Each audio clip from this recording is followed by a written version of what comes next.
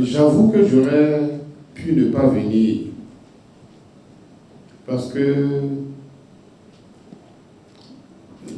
nous devons travailler à la clarification dans notre pays, à la maîtrise de la classe politique, à la clarification de la classe politique. Nous devons savoir qui est qui, qu'est-ce que chacun fait, qu'est-ce que chacun veut faire, qu'est-ce que chacun fait effectivement. Cela est important. Mais chacun a sa démarche, chacun a son cheminement. J'ai regardé le thème, le renouvellement de la classe politique dans le contexte béninois.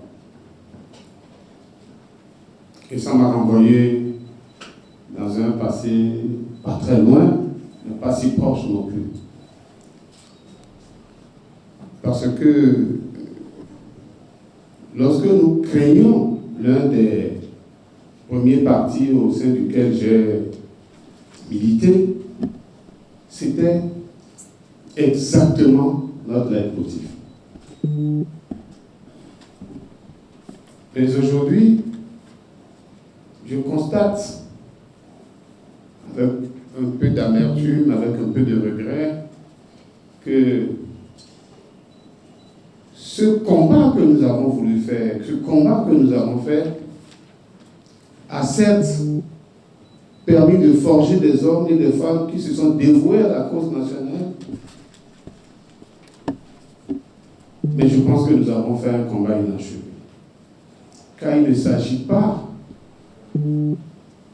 seulement de rajeunir la classe politique. Parce que je lis à travers le renouvellement de la classe politique, le rajeunissement de la classe politique. C'est un aspect. Le deuxième aspect, c'est effectivement le renouvellement. C'est-à-dire que les A, B, C, D qui sont là aujourd'hui, on les déplace et on met F, G, H, etc. Mais lorsque vous observez très bien notre pays, et c'est là où je vis avec beaucoup de peine, les hommes politiques béninois, et c'est ce qui me permettra de vous faire, je vais me le permettre, Monsieur le Président, si vous le voulez bien, de faire quelques recommandations, quelques suggestions.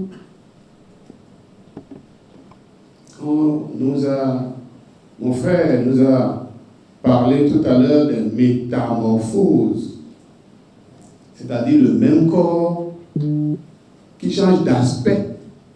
C'est bien ça, non? Ou bien c'est parce que signifie métamorphose. Oui, il y a effectivement une métamorphose. C'est les mêmes. Je dis bien c'est les mêmes. Avant 72, nous avons connu des gens. Après 72, ils sont revenus. En 2006, ils ont changé d'habit. En 96 d'abord, ils ont changé d'habit.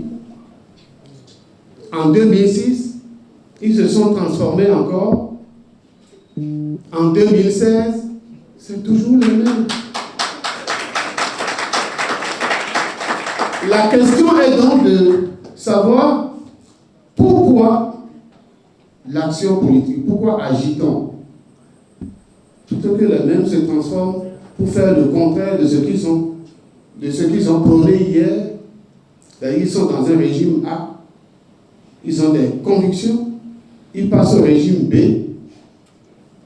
et les convictions ne sont plus les mêmes. Pourquoi? Alors je voudrais me permettre, pour que vous ne fassiez pas comme les gens qui nous proposent de faire les élections législatives le 8 janvier. Ça, c'est un parlement qui permet de faire des choses comme ça. Ça veut dire quoi? Ça veut dire qu'on commence la campagne électorale avant Noël, ou le jour de Noël. Qu'est-ce que ça signifie? Ça signifie que le 31 décembre, Saint-Sylvestre, on est en campagne électorale. Ça veut dire que le 1er janvier, on est en campagne électorale. Ça veut dire que le jour de l'épiphanie, si on n'est pas en campagne électorale, on est en élection. Est-ce que des gens qui sont censés, excusez-moi de le dire comme ça, c'est le mot qui convient, peuvent nous proposer des choses comme ça? Vous devez vous démarquer, nous devons nous démarquer de cette classe politique, de cette nature d'homme. Quelles sont les motivations qui peuvent amener des dirigeants politiques à se comporter comme ça et à faire des choix comme cela? Honnêtement, je cherche, je ne trouve pas. Autre que de perturber la vie des citoyens. Ça n'a pas de sens. Ceux qui ont choisi que nous fassions les élections en février à la conférence nationale, ils ne sont pas des idiots. Ils ont souhaité que les élections ne se passent pas en saison des pluies. Mais en même temps, ils n'ont pas souhaité qu'on perturbe les populations dans la célébration de leur fête annuelle. Je trouve que ce n'est pas bien. Et donc, le renouvellement de la classe politique ne peut pas constituer une fin en soi. Monsieur le Président, j'espère que nous nous comprenons. C'est un instrument nouveau dont nous voulons nous doter pour transformer qualitativement notre pays. Et si cette classe politique nouvelle n'est pas suffisamment courageuse, n'est pas suffisamment forte pour affronter les défis de l'heure, à savoir restaurer la démocratie béninoise. C'est notre premier défi. Pour que nous ayons un Parlement qui ne nous écrive pas qu'on fait les campagnes électorales le 31 décembre et le 1er janvier. Nous avons une tradition de vie, des traditions sociales, des traditions de fêtes qui ne sauraient être perturbées par des intérêts égoïstes, fantaisistes de certains citoyens. Monsieur le Président, Mesdames et Messieurs les congressistes, je suis venu pour partager avec vous cela.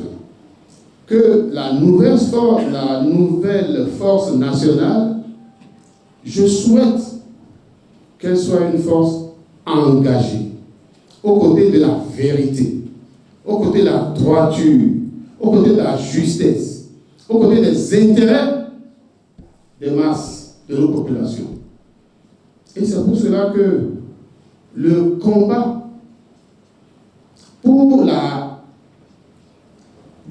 restauration de règles démocratiques qui ressemblent à quelque chose d'éthiquement bien, c'est cela d'abord que nous devons faire. On ne peut pas aller aux élections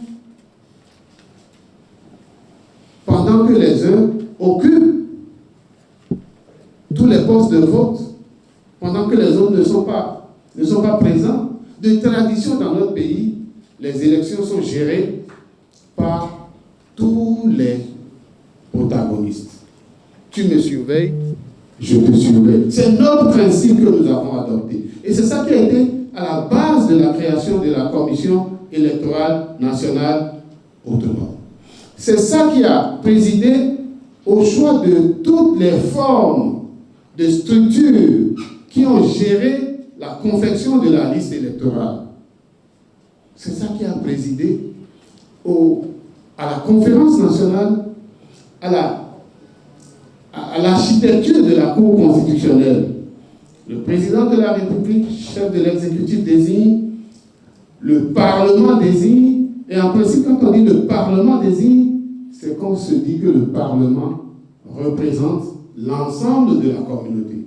Mais tout ça est foulé aux pieds. Tout ça aujourd'hui est foulé aux pieds. Notre combat doit être de restaurer cela, de restaurer la participation de tous les citoyens, le droit de tous les citoyens à participer à toutes les instances. Mesdames et messieurs, le combat est dur. Mais attention, Monsieur le Président, mes chers congressistes, dans un combat, dans une guerre, il y a les en face et les en face. Donc je suis venu ici aujourd'hui en espérant que nous sommes dans le même en face pour faire face à ceux qui détruisent notre démocratie pour restaurer la démocratie, restaurer les libertés. Que ceux qui sont en prison soient libérés. Que ceux qui sont en exil reviennent. Qu'ensemble nous puissions nous asseoir pour dire voici comment nous allons gouverner notre pays. Voici comment nous allons organiser les élections. Et je tends la main à l'ensemble des forces politiques qui sont engagées dans ce combat. Monsieur le Président, je ne souhaite pas être plus long. Je souhaite plein succès à vos travaux.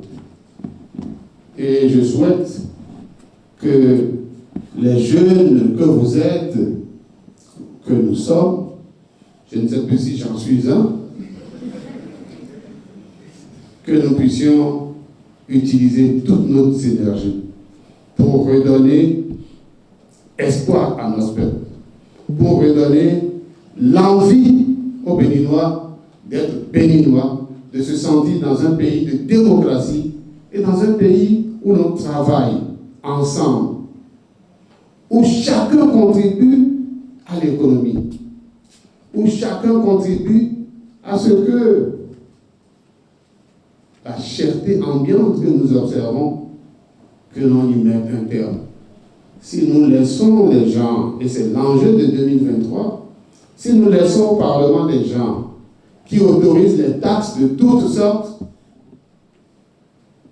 sans se poser la question de savoir, mais à qui est-ce que nous faisons du mal? Parce que s'ils pensent qu'ils font du mal aux opposants, ils se sont trompés. Ils font du mal à l'ensemble du pays. Il est difficile d'accepter que des gens soient au Parlement et qu'ils autorisent toutes ces augmentations de taxes, toutes ces augmentations d'impôts, sans se soucier de quel est l'impact sur la population. Monsieur le Président,